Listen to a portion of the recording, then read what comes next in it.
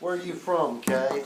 That's actually pretty funny. I'm actually from Oxford, Mississippi. Oh, yeah. Mm-hmm. Austin. I hadn't heard of Austin. Where is Oxford. it?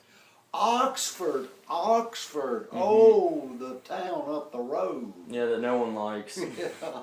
But I actually have I guess Polly's my cousin, lives in Oxford, and there's actually Dad's cousin, the Morrisons. I don't know if they both passed away, but they lived in Oxford all of their lives, and we used to visit. You don't like Oxford? The town's okay. The school's it drains the life out of the town. Yeah. For being honest, yeah. Right. I like it much better down here because everyone's more relaxed and friendly. Well, good. Well, I'm glad you're having a enjoyable stay then. Oh, hopefully it'll be a long stay. Yeah. Well, not too long. Your parents might not like a real lengthy stay. Yeah, I don't know, but hopefully I can graduate on time and just move on with my life. Right. I'm sure you probably will. Well, what do you want to know about architecture? Well, I just want to know how you began your path and what obstacles you overcame and how architecture is affecting your life now. Okay. So. Well, it's a kind of funny story for me. I went to a liberal arts school, and when I graduated, I didn't really have a clue what I wanted to do. My father was an architect, and I'd really never had any interest in it growing up, and of course my situation was that was during the Vietnam War when I was in school, and we had draft numbers, and my draft number was real low. So when I graduated college, I thought, man, I'm going to the service, but I never was drafted. They didn't draft you during if you were enrolled in school, right? Right. You could finish your education, and then they'd call you up. Well, I guess the war was winding down enough that they didn't need just you. lucked out. I had lots of friends that went. But anyway, I took a job with a friend of the family. He was building a airplane, twin-engine plane, and he was trying to get it in production. He was here in Starkville because of, I guess, the school, they had a real good aerospace and all of that program. And anyway, they built a factory in Hattiesburg, but we moved down there, and it never finished the plane. Yeah, well, they finished the plane. They had two of them, and then they were starting in production, but it just kind of fizzled. They didn't have the capital, so Dad said, well, come on back home and you can go to work at the office. So I came back and started out in the outside supervision part. I'd go around the job sites, check the work. Of course, I was fortunate. I had a father that was willing to teach me. So you didn't learn much in school about it, or did you? I didn't know anything in school. I was a liberal arts major. Oh, I didn't know if you had an architecture major in school or if you just winged it. I became licensed the old-fashioned way with work experience.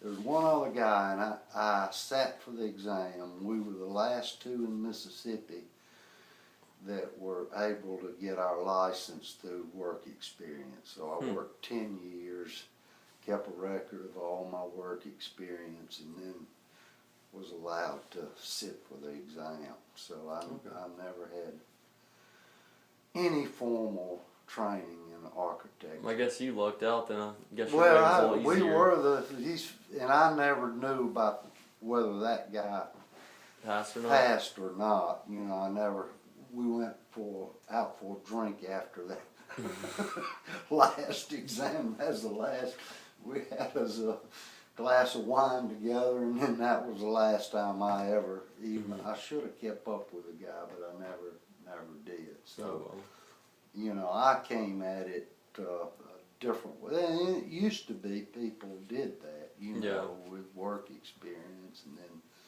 but of course now you have to have a degree, or you're not going to be doing it. And then you have to intern, which, you know, that's not all bad, but there's nothing like an apprenticeship. But you know, I was lucky. I had a father that was willing to teach me. How long did it take for you actually, like, well, do it on your own? really, I was probably longer than 10 years before I sat for that exam, and I, you know, I didn't know whether I was doing everything. You know, I started out at the bottom. Yeah. Out in the field, seeing it done, and this old contractor from West Point, I was young, you know, and he was probably 70 years old, J.T. Harrell, building a project, and I had the plans. He came up one day. He said, Shelton, you know what you're looking at? But I get teased sometimes, but, and then I came in the office and started drawing, and, you know, just learned it from the ground up, which was good.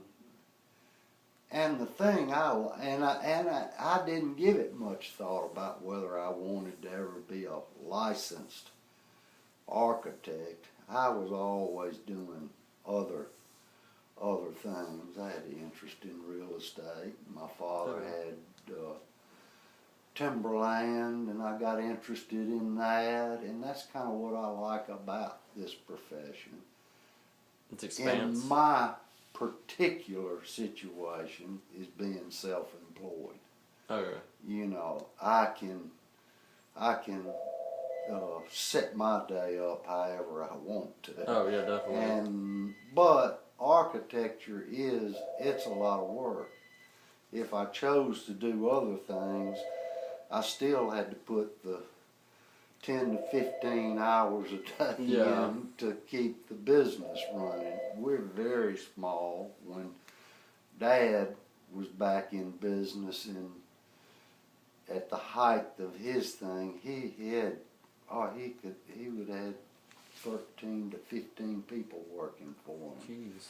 Later on, he found out he was working to make payroll, so he started cutting back. Now it's just my son and I. So wait, did your father start this firm, or did you start it? He started the firm. Okay. My father started the firm, and I took it over. Now my son's in the firm. But you know, and in a small firm, you do everything. You know, it's not just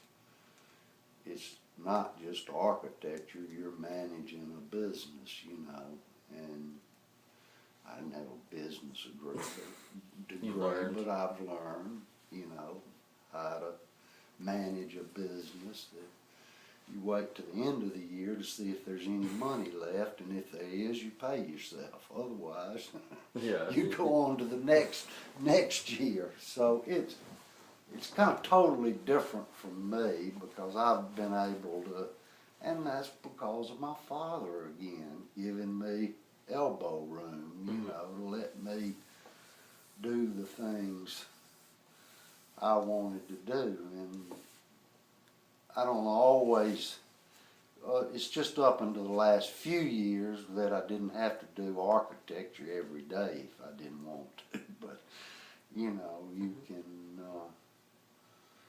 and you gotta go out and meet the public and promote yourself. Of course, there are lots of different ways to do architecture. If you choose to work for a big firm, you know, there are people in these huge firms, all they do, some of them, is like interior or door schedules or the envelope and roof structure. I've never worked for anybody but my dad, you know. That seems like a waste of talent to me. Well, but that's, you know, depends on the individual. Some people don't want the responsibility of running the show, you know, and it takes a lot of effort, and like my father was, you know, he found out he wasn't really doing architecture, he was having to manage a big business and go out and get the work in for other people, and if they didn't have work, he still got to pay them, you know, so it's... Has it been rough running the business in this economy right now? Well, we've been real fortunate. The last few years, we've had work, and there've been people that, you know, a lot of, like these bigger firms, they downsized, and a lot of people lost their jobs.